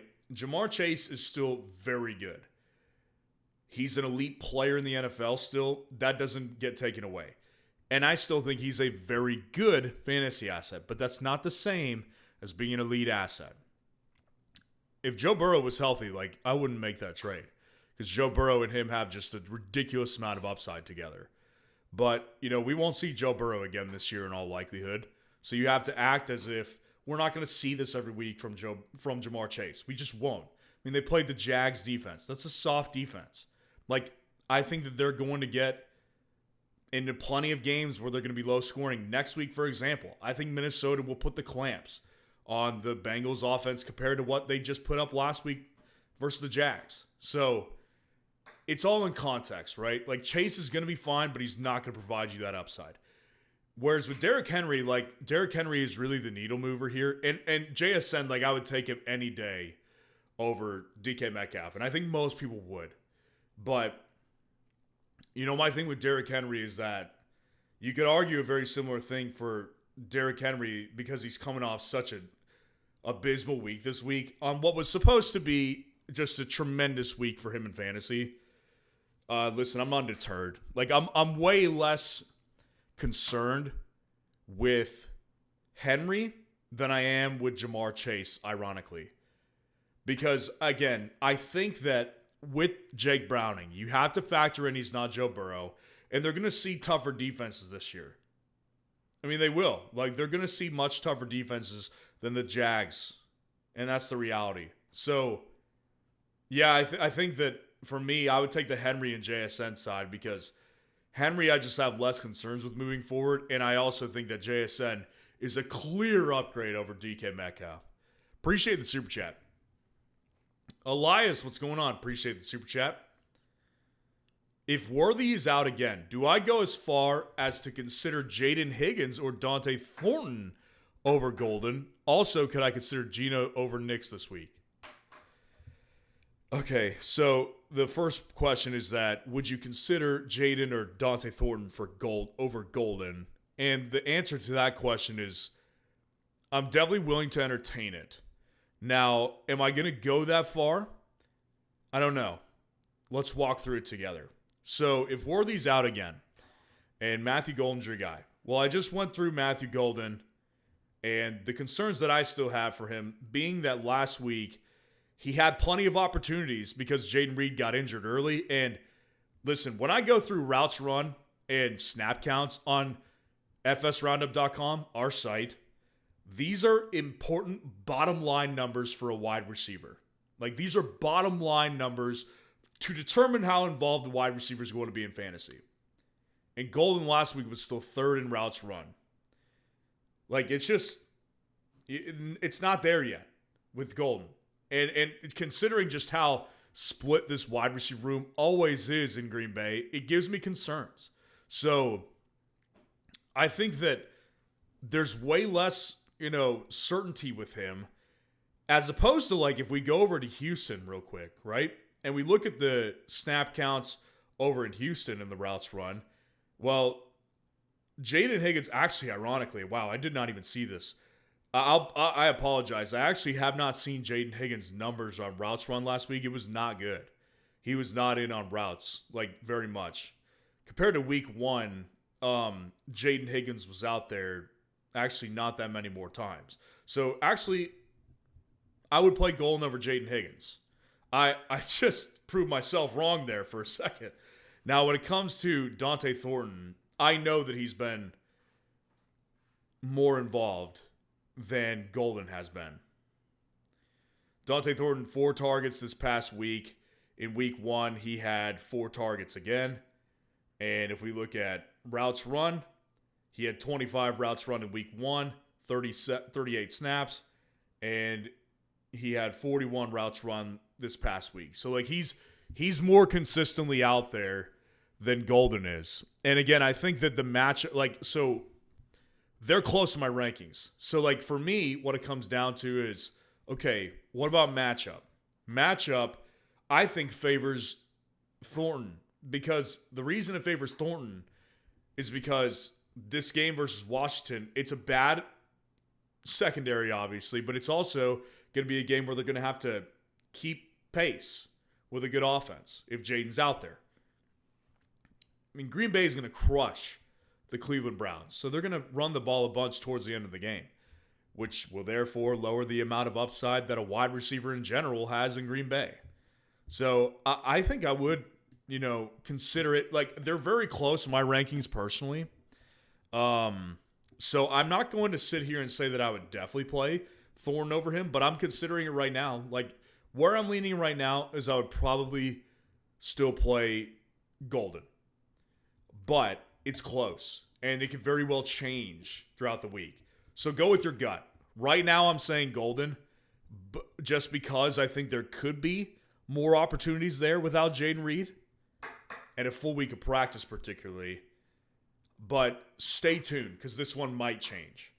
Can I consider Geno Smith over Bo this week? Absolutely, for sure. Like, listen, I was kind of talking about it earlier. I think Geno Smith is definitely a bounce-back candidate this week because he was so atrocious last week, and it was against a really tough defense. I mean, he's getting a much better matchup versus Washington this week. It feels like one of those games that Geno has always taken advantage over the years, which is take advantage of mediocre to bad defenses. He's done that a lot over the years. That's how he resurrected his career, ironically. So it feels like one of those games where he could do that. And I do think that with Bo, Bo, I think is going to be a big question mark this week. He could light it up because they're coming off an emotional loss last week. They don't want to start 1-2, especially to someone in the division. But again, I think that Bo is in this spot where it could be a tough week because obviously he's taking on the Chargers in Los Angeles. So, again, I'm considering it, and I probably would play Geno over him. Like, that's where I'm sitting right now. That's where I've got Geno ranked over Bo this week personally. Not because Bo is necessarily really low ranked in my rankings, more so because I actually think Geno has a good week. Like, we've seen this historically from Geno. He bounces back after these tough games that he has, where he gets kind of exposed a little bit, but then he comes back and he looks much better. So we've seen this song and dance from Geno before, So I think it could very well happen again. So yeah, I'm going to go with Geno over Bo because that's where they're ranked right now. So I'd go Bo. As of right now, I'd go Geno over Bo, and I would go with Golden over Thornton. But that one in particular could change. Appreciate the super chat. 420 Gall, what's going on? Appreciate the super chat. I just traded Tyreek and Jalen Ward for Genty and Worthy. How did I do? I love it. Yeah, I love it. It's such a good move. I was breaking down, when I'm doing my team breakdowns, I had somebody that I broke down their team recently, and they had Tyreek Hill, and I had to have like a brutally honest moment with them and say, hey, listen, like, you're paying me for my honest opinion on a team breakdown, right? So I got to tell you what my opinion is. I think you should trade Tyreek Hill like that. And that was after week 1. So it was before he actually resurrected some of his fantasy value this past week when he finally had a 100-yard game again. Which, by the way, hadn't happened in a long time. I don't think it lasts. I mean, I still don't. Like, even though I accepted responsibility for my Jalen Waddle take, I don't think I'm right about Jalen Waddle being a top 15 upside guy. I called him that throughout the offseason.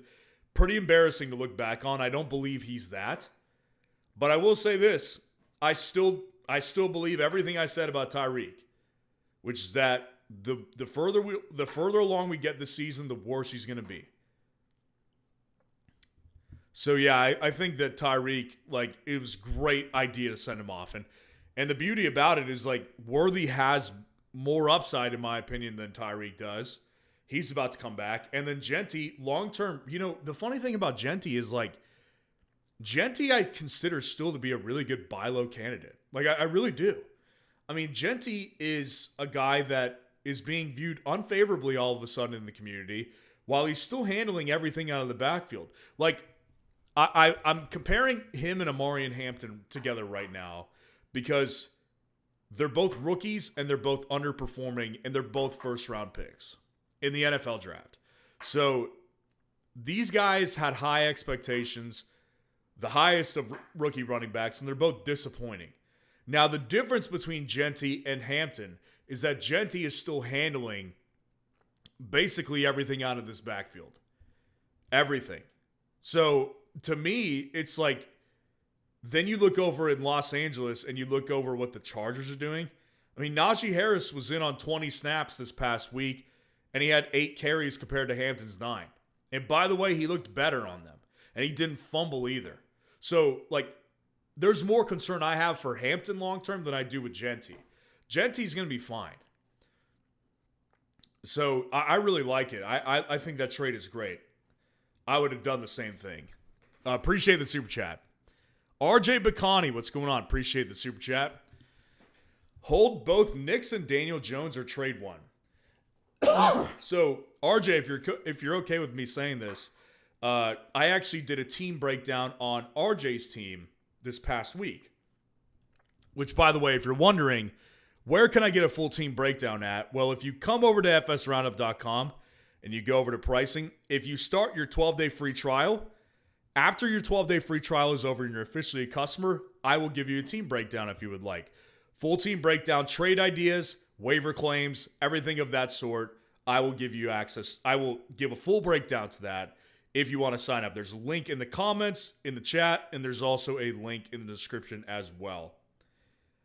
So, yeah, I look at this and I told you this in the team breakdown, which is one of those two guys I would move on from. And I did tell you, the thing with Daniel Jones, and I gave you this team breakdown before last week, and Daniel Jones still looks really good. Like, Daniel Jones has been a really good quarterback through 2 weeks of fantasy football. So there's no getting around that. I mean, he's had 2 20-plus point games in fantasy. Now, here's my thing with it, right? Is that I'm one who's big on history, right? I'm big on history, and I don't ignore history. Daniel Jones, I can't get it out of my head like what we've seen Daniel Jones like for the majority of his career, which has been a subpar player, a below average starting quarterback at best. And this year he looks like a different player, but it's only been 2 weeks. And I can't get that out of my head. So when it comes to Bo, like obviously he has had his struggles, but he revived his fantasy value last week. He had 21.2 fantasy points. So like he's still like was really productive last week. And the good thing about this one, I think is good, is that if you traded Bo, I don't think you would get the value that you deserve. So I'm not trading Bo. But if you traded Daniel Jones, you're going to get more value than he's actually worth, in my opinion. I think that Daniel Jones is going to be in a position to where we look back and it's week 9, week 10, and Daniel Jones is just not, he's going through a rough patch. And we'll be like, oh my God, why did I not sell him when I could have? So, RJ, you know my philosophy on holding 2 quarterbacks. I don't like holding 2 quarterbacks. I would trade Daniel Jones. Like, I would trade Daniel Jones and try to get as much value as I could out of him. And just test the waters, see what people are willing to trade for him. Because people are going through quarterback struggles right now. It's a thing. I mean, people want to bench Jalen Hurts this week. That's crazy, right?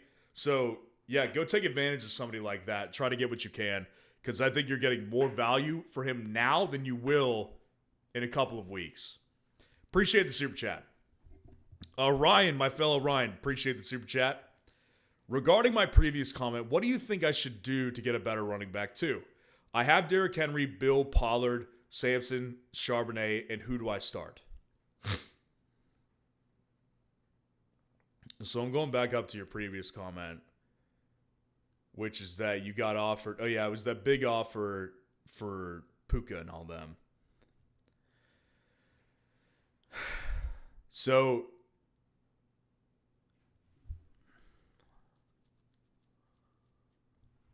here's the thing, right? Like, it seems like you're really wanting to get a better running back. And I don't necessarily blame you because of the production you've been given the first 2 weeks outside of Derrick Henry, and even Derrick Henry last week was so bad that he probably lost you your matchup. But, you know, there's a couple guys in here like I don't have a problem with. Like, Pollard as an RB2 is not terrible. Like, Pollard the first 2 weeks, I was low on him in my rankings and people were mad at me. But it turns out I was right. I mean, those 2 matchups were brutal to start the year. Denver and then Los Angeles Rams. Like, those are 2 really brutal matchups, and he paid the price for it in fantasy football. Now, that being said, like, he actually looked pretty good on a per-touch basis, and it's a Chase Brown thing, too, where it's like he's getting the volume. So one of these days, if he continues to get the volume, which he will, by the way, something's going to break his way. So, yeah, like, Tony Pollard as your RB2 is not the worst thing in the world. When it comes to Bill, like, Bill has the potential, and I'm not joking when I say this, Bill has the potential to be an RB1 in fantasy football. Now, we're not there today. We're not. But it can get there 100%. Because this is an offense in Washington that you want pieces on. Bottom line, good offenses in the NFL, like, they all have the potential to house a running back 1 in fantasy. Bill Krosky, we have not seen the upside with him yet. So there's no possible way I'm trading him. Once again, I will not trade Bill Krosky merit. This needs to be plastered on everybody's fridge at home. Make a post. I'm going to make a poster and plaster it. Do not trade this man with a picture of Bill Krosky, and you need to put it on your fridge. Because you can't do that. It's way too early. You have no idea, none of us do, the upside of Bill yet. And to me, it's worth finding out. It's more worth finding out what his upside is, good or bad, than it is to trade him prematurely. That's my thought on Bill.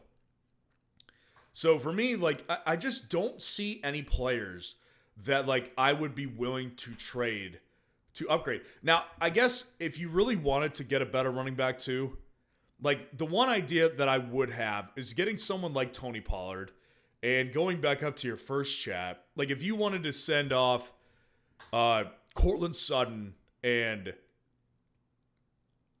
Tony Pollard, like, and you could search for somebody like James Cook or Kyron Williams or Bucky Irving. Like those are options that I think make sense. But I mean, you don't need to be desperate, man. Like you've got options. And I think immediately this week, like Tony Pollard's a good start. I would play Pollard easily out of the options here because Pollard has a much better matchup this week versus Indianapolis. This is his first real decent matchup. So yeah, for me, I'm going to go with Pollard easily this week. And again, there's just no need to be desperate on this trade, man. Like, you don't need to send away any of those guys to get an upgraded RB2. Like, there is moves you can make. And like I just said, I think if you want to combo Pollard and Sutton to go find an RB2 upgrade, that's fine. That's a move I would make. But it has to be the right guys. Like, you wouldn't just want to trade Pollard and Sutton for, Amari and Hampton right now. Like, that would make no sense. Like, go trade Pollard and Sutton for Bucky, for Kyron, for James Cook. Those are the moves that I would make personally. And if it doesn't work, then fine. Fine, honestly. Don't be desperate. You've got a good running back room. You've got guys, 2 in particular, that are about to evolve in fantasy, and you just need to stick around and wait for it. Appreciate the super chat. All right, we'll answer a couple more questions, then I'm going to go ahead and sign off for the night. Make sure to like the video, subscribe to the channel as well to show your support. And again, check out FS Roundup. If you don't want to become a premium subscriber, that's fine. Go in there and start a poll. Go in there and start a start-sit poll, which you could do for free on FS Roundup. All you have to do is create a free account with us, and you could go create your own start-sit poll. So let me walk you through it really quick. All you have to do is go to the Stats Roundup page that's at the top of the screen. You can type in any player you want. So let's type in Chuba Hubbard, for example. And we can go to chat right here, and then we could go to start a poll. Looks like my partner's cooking. There's some trend graphs that you guys can see. So this is breaking news right here.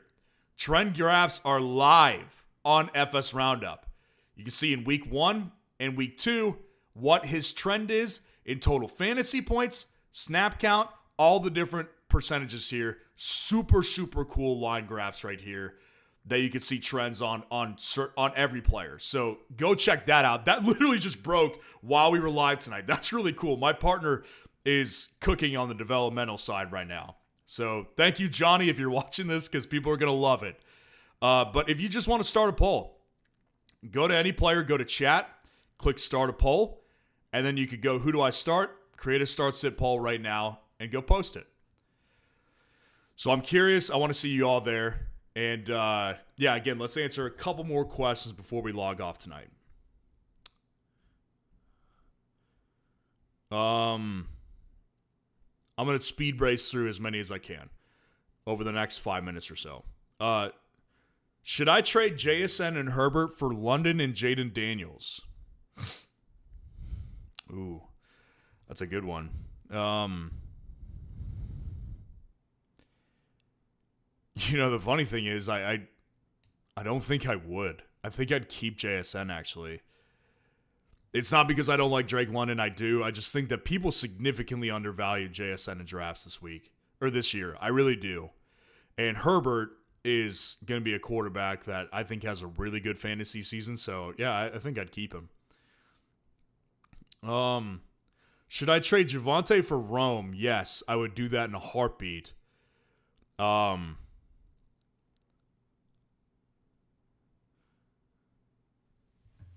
Travion this week or Trey Benson? I would go with Travion. I just like the matchup a lot versus the Steelers. Give up Pickens for Rashee Rice? Ooh, that's a really good question. So, we're getting to that point where Rashee Rice is going to be a buy low candidate at some point here soon.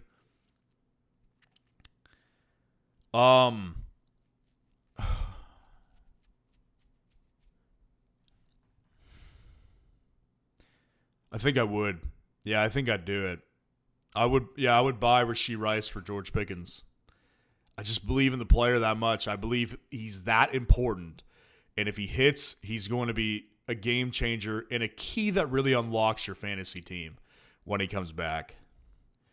Pacheco or Scadaboo? Such a good question. I would go with Scadaboo, though. Jordan Mason or DK Metcalf? I would personally go with Jordan Mason. Drop Devonta Smith for Troy Franklin. I am not going that far, guys. I've seen a lot of drop Devonta Smith questions this week. I'm not there with Devonta Smith. Like, there's also another element to this, and I want to end on this question right here because I'm going to go into it a little bit deeper. There's an element to this that I think people need to acknowledge and people need to take into account, which is that, you know, the thing about it is I think that there's not a 0%. In fact, I think it's like a 50-50 shot as of right now that A.J. Brown gets traded during this season. I truly believe that. Like, I truly believe that there's a good shot he gets traded during this season. So, for me, like, I'm not at that position to where I want to. I'm not in that position where I would want to give up Devonta Smith. Like, if A.J. Brown gets traded, Devonta Smith as a wide receiver one does not belong on anybody's waivers. I don't care if you play him based on the passing game right now, but you can't drop him. So, honestly, I don't have Devonta in any redraft leagues. I will say that. I have him in best ball leagues, and not even a ton. But if I did, I would be treating Devonta Smith as a must-hold right now because nobody wants to trade for him, right? Like, that's a dead trade asset right there. But at the same time, if you dropped him on waivers, people would pick him up now anyways. And definitely if A.J. Brown gets moved, which I think, again, is very possible. Very, very possible. The guy is unhappy. Like, don't just take my word for it. Look at his own words. He's unhappy. So, yeah, there's just no way I'm dropping A.J. Brown or Devonta Smith right now.